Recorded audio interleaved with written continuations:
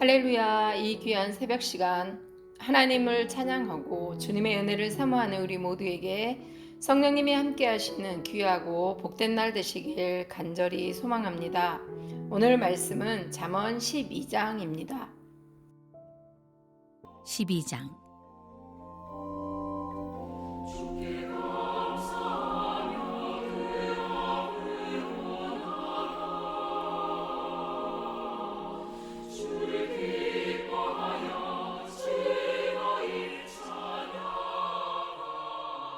훈계를 좋아하는 자는 지식을 좋아하거니와 징계를 싫어하는 자는 짐승과 같으니라.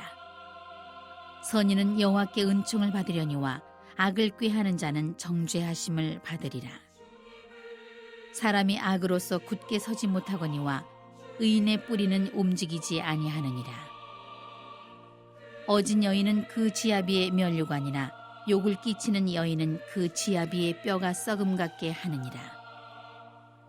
의인의 생각은 정직하여도 악인의 도모는 속임이니라. 악인의 말은 사람을 엿보아 피를 흘리자 하는 것이거니와 정직한 자의 입은 사람을 구원하느니라. 악인은 엎드러져서 소멸되려니와 의인의 집은 서 있으리라. 사람은 그 지혜대로 칭찬을 받으려니와 마음이 굽은 자는 멸시를 받으리라. 비천이 여김을 받을지라도 종을 부리는 자는 스스로 높은 채 하고도 음식이 핍절한 자보다 나으니라. 의인은 자기의 가축의 생명을 돌보나 악인의 긍휼은 잔인이니라.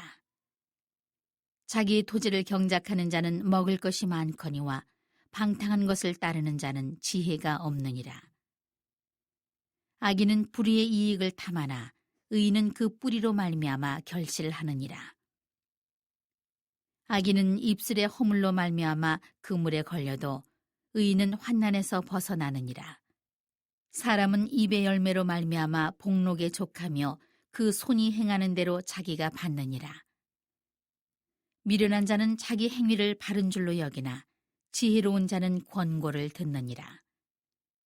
미련한 자는 당장 분노를 나타내거니와 슬기로운 자는 수욕을 참느니라. 진리를 말하는 자는 의를 나타내어도 거짓 증인은 속이는 말을 하느니라. 칼로 찌름같이 함부로 말하는 자가 있거니와 지혜로운 자의 혀는 양약과 같으니라. 진실한 입술은 영원히 보존되거니와 거짓 혀는 잠시 동안만 있을 뿐이니라. 악을 꾀하는 자의 마음에는 속임이 있고 화평을 의논하는 자에게는 희락이 있느니라. 의인에게는 어떤 재앙도 임하지 아니하려니와 악인에게는 앙화가 가득하리라. 거짓 입술은 여호와께 미움을 받아도 진실하게 행하는 자는 그의 기뻐하심을 받느니라. 슬기로운 자는 지식을 감추어도 미련한 자의 마음은 미련한 것을 전파하느니라. 부지런한 자의 손은 사람을 다스리게 되어도 게으른 자는 불임을 받느니라. 근심이 사람의 마음에 있으면 그것으로 번뇌하게 되나 선한 말은 그것을 즐겁게 하느니라. 의인은 그 이웃의 인도자가 되나 악인의 소행은 자신을 미혹하느니라. 게으른 자는 그 잡을 것도 사냥하지 아니하나니 사람의 부귀는 부지런한 것이니라. 공의로운 길에 생명이 있나니 그 길에는 사망이 없느니라.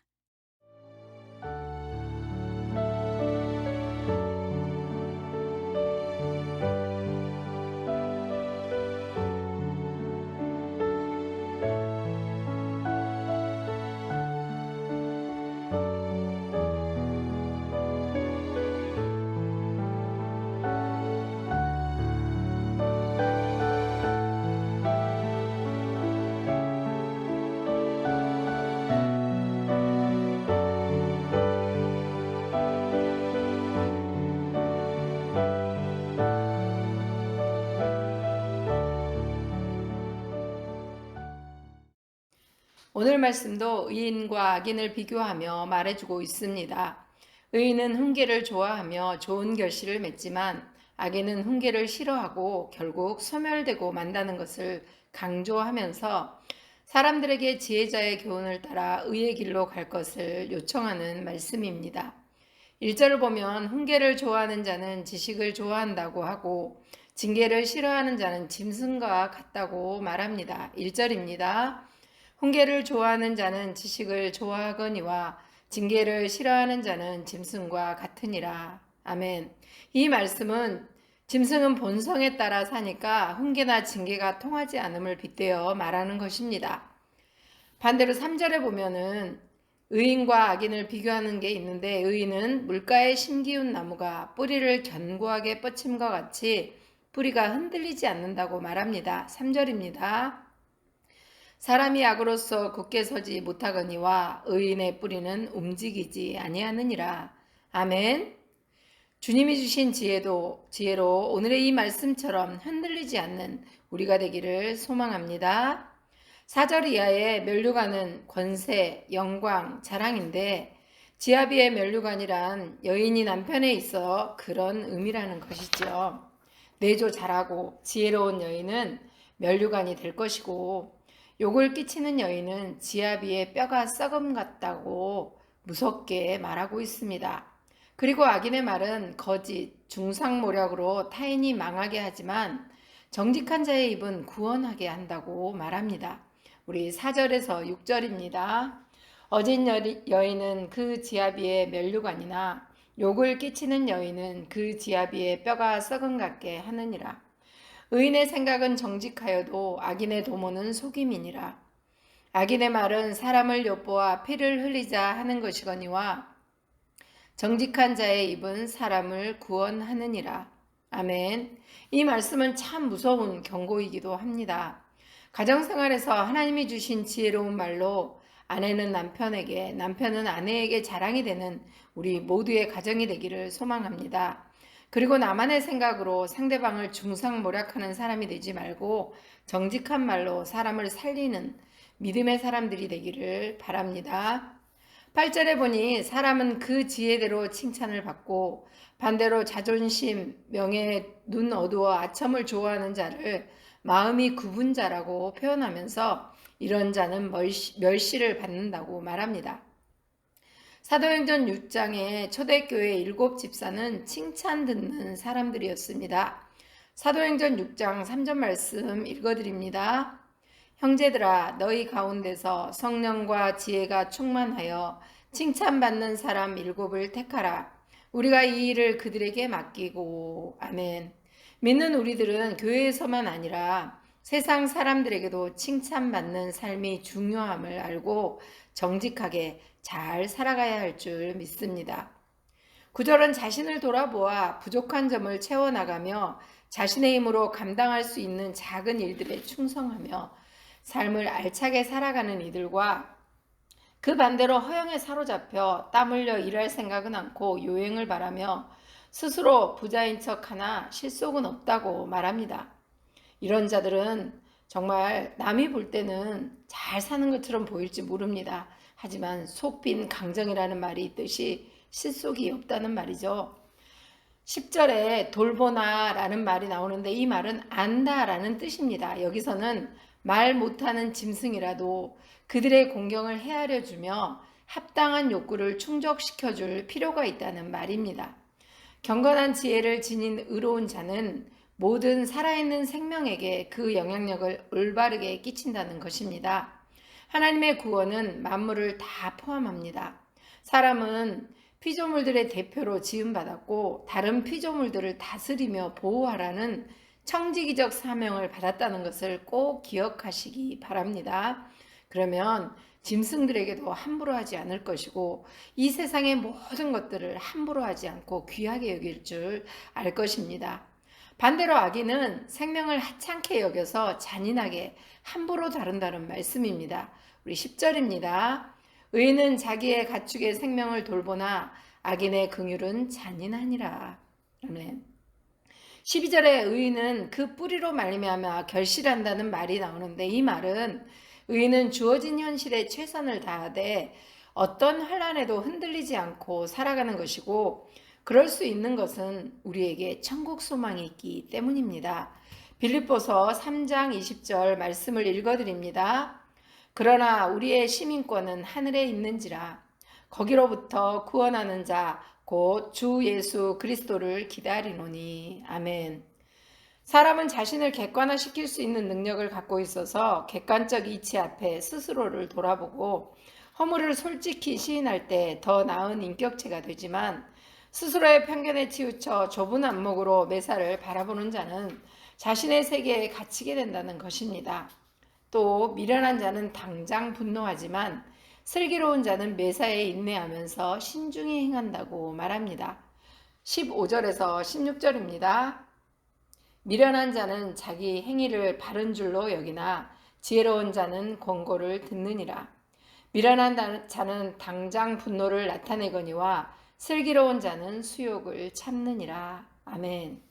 21절 말씀은 의인에게 환난이 전혀 없다는 것이 아니라 죄로 인한 하나님의 진노가 없다는 말씀입니다.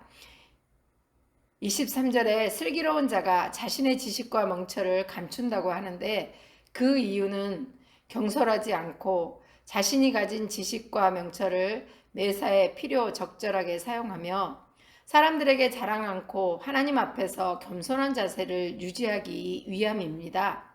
끝으로 게으름이 심해지면 생계와 관련된 일조차 안 하게 되어서 결국 남의 종이 되지만, 부지런하면 부하게 된다고 말하면서 공의로운 길에 생명이 있고 사망이 없다고 말하고 있습니다. 27절에서 28절입니다. 게으른 자는 그 잡을 것도 사냥하지 아니하나니 사람의 부귀는 부지런한 것이니라. 공의로운 길에 생명이 있나니 그 길에는 사망이 없느니라. 아멘.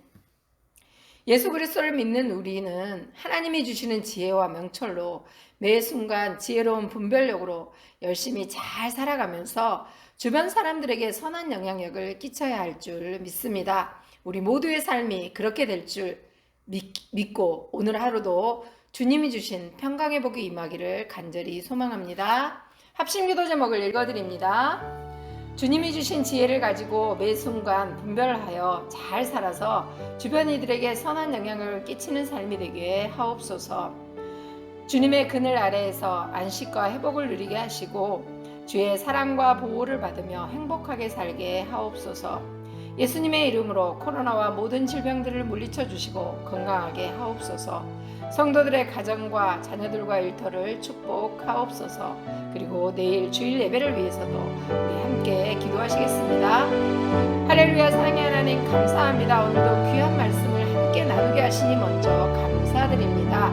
주님이 주신 지혜를 가지고 매 순간 분별하며 열심히 잘 살아서 주변 이들에게 선한 영향력을 끼치는 우리 모두의 삶이 되도록 인도하시고 함께하여 주시옵소서.